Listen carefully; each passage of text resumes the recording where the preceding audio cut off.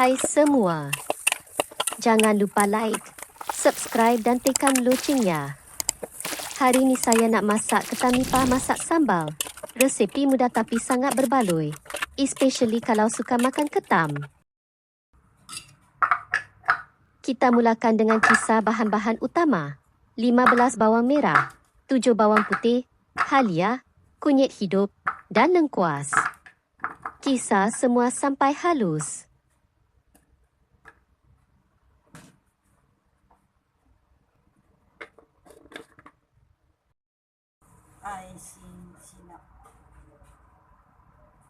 Panaskan minyak zaitun atau mana-mana minyak masak pilihan. Bila dah panas, tumis serai dulu bagi naik bau. Lepas tu terus masuk bahan kisar dan tumis sampai naik bau dan agak garing.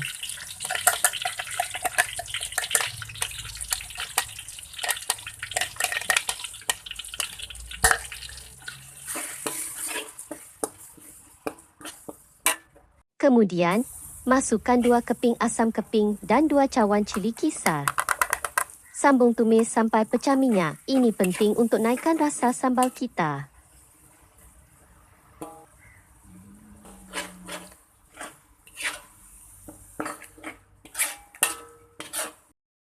Lepas tu masukkan madu ikut cita rasa dan garam secukup rasa.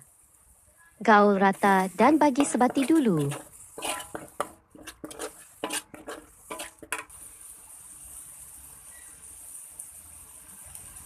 Sekarang baru kita masukkan shell ketam.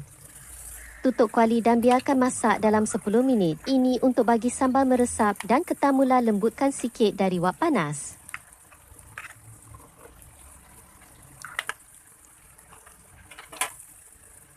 Selepas 10 minit, buka dan keluarkan shell ketam kita nak bagi ruang untuk bahan seterusnya. Saya guna 1 botol kecil madu. Habiskan terus dalam sambal tu. Kemudian kita masukkan 4 biji telur dan kacau sampai sebati.